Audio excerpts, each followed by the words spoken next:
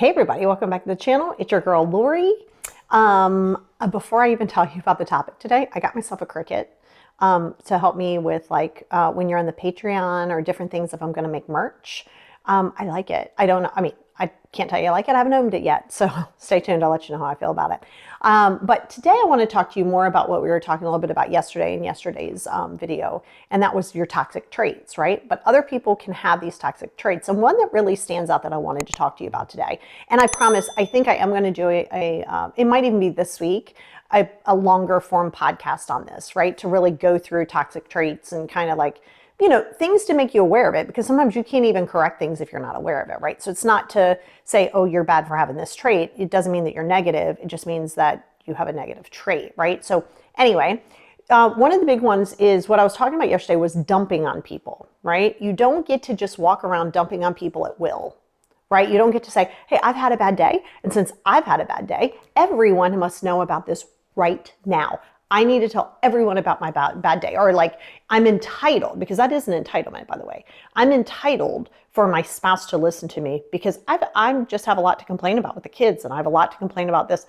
Listen, the complaining and venting, well, venting can be okay because you're relieving it, but you don't vent just because you feel like venting then. That's not okay, right? So remember, you have to ask somebody, hey, are you in a space to hear me? Listen, if you're like, hey, there was traffic, no big deal. I mean, that's not, or hey, forgot, my lunch at home or what, that's fine. That's just more or less but if you're going to have this full dialogue about a 10-minute conversation about how bad your day was because of the traffic and all these things that happen, then yeah, you need to ask, are you in a space to hear me?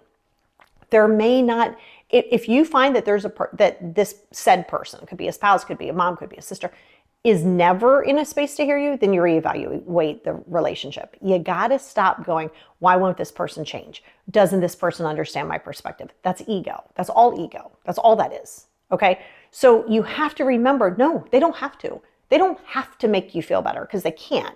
You know what I mean? Like they can't. People aren't responsible for your feelings.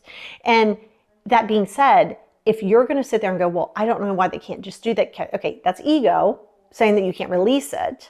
Right? So you have to remember, they may not be in a space. If I've had a really busy day and you've had, it's time for you to vent, you want to vent right now, I'm going to stop you at the door, which is the flip side of that, right? It's not always about you venting. What if you're the one that you're like, oh man, what a day. I'm just going to go in, I'm going to pour me a glass of wine, and you hit the door and your spouse or your sister or whatever is dumping on you from the door. Oh my God, did you hear blah, blah, blah, blah.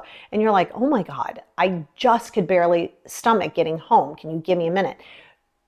This is where your boundary will come into play. And you have to say, hey, I am not in a space to hear this right now. Give me an hour. Give me an hour and yeah, let's talk about it, right? Give them some kind of an out. And so that's the imperative part. You say that you want boundaries. You say, oh my God, I want to establish a boundary. Then when I go, okay, here's how you establish a boundary, you go, ooh, I don't know, that's going to be hard. Listen, I don't want to hear it. I don't, because you say you want the tools to have a boundary. Then if you get the tools, you go, oh, that's going to be hard. No, don't want to hear it. Then don't have the boundary, right? And I say this to you because you can't have a boundary the way you want a boundary. So this pertains to you. So if you're going to get your feelings hurt because your sister says, hey, I'm not in a space to hear you right now, and you get your feelings hurt, that's for you to process. If they come in and you say, hey, I'm not in a space to hear you, and they get their feelings hurt, that's for them to process. You are protecting your peace. Remember, it's solely your responsibility to protect your peace. It's not your responsibility to protect everybody else's peace. That's ego. So you have to be willing to drop ego to establish a boundary. And I think that's where people get it a little mixed up, right? Because they want a boundary based in their ego. I want a boundary for people to see that this is my boundary. Okay, but are you doing that from an ego space? Because if you truly are holding a boundary, you're not really worried about what the perception of that's going to be. Right? So this is the important part. So when you say that, you want to have a boundary or you want to respect other people's boundaries, you don't get to just word vomit onto them whenever you choose. And that may hurt your feelings. And if it hurts your feelings, then this video is 10,000% for you. I'm never going to be passive aggressive with you. And the reason I say it's for you, because if you're triggered by it, you know that it's pertaining to you. And then that's where you have to kind of check yourself, right? So always remember, you can't heal yourself until you're self-aware, which means you have to know your shortcomings Newsflash, we all have them, and we will all continuously have them, right? And so you have to be okay with that. You have to embrace your shortcomings. But when it comes to dumping on someone, do not do so without asking. And the biggest thing, right, because that I think you can kind of get because it's about you. But when you feel like, oh, well, gosh, they had this really bad day and they just want to talk about it. Now, I'm not really in a mental capacity here, but I feel like I owe it to them. Hard pass. That's people pleasing. And now we're going into different areas. So if you're not in a space and somebody just comes in and doesn't ask you if they can vent, you got to dead that in the tracks. If they're like, well, what do you mean? Like, I just want to tell you, like, I just had a bad day, right? Because people get entitled. They get really entitled and up in their feels. And when that happens, you have to let them talk to a blank space. Literally, like, pretend that you come in and you're coming at me all hot and I go, hey, you know what? I'm not in a space to hear you right now, but let's like get together at like 8. And you go, okay, but hey, listen, da da da da da da da. This is what you're going to get. That's right.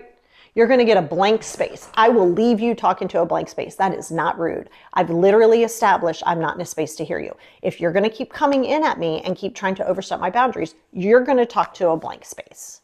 And that's where you have to ask yourself, are you willing? Because if you say, oh my God, I feel so bad, that's more inner child work that you need to do. Because you can't feel guilty for protecting your peace. You weren't rude. You told them that you weren't in a space to hear them. You gave them an alternative time. You were very communicative. If they're going to keep going, and this is that misconception that you say, well, people overstep my boundaries. No, you allow that to happen. If you're not willing to let them talk to a blank space, or if you're on the phone, okay, yep, I'm not in a space to talk to you. I will talk to you later. Don't click. Don't even give that open-ended thing. Okay, so in order to have a boundary, you must respect a boundary. So it's the same goes for you. So if they come at you and they say, hey, I'm not in a space to hear you, I don't care what you got going on. I don't care how bad you feel like you want to say it. You're going to have to stay in your lane. So that's the secret to boundaries, right? That really is be willing to hold it even if someone else is uncomfortable. Be willing to let them talk to a blank space and be willing to talk to a blank space to be reminded that it might be you that's overstepping somebody else's boundaries.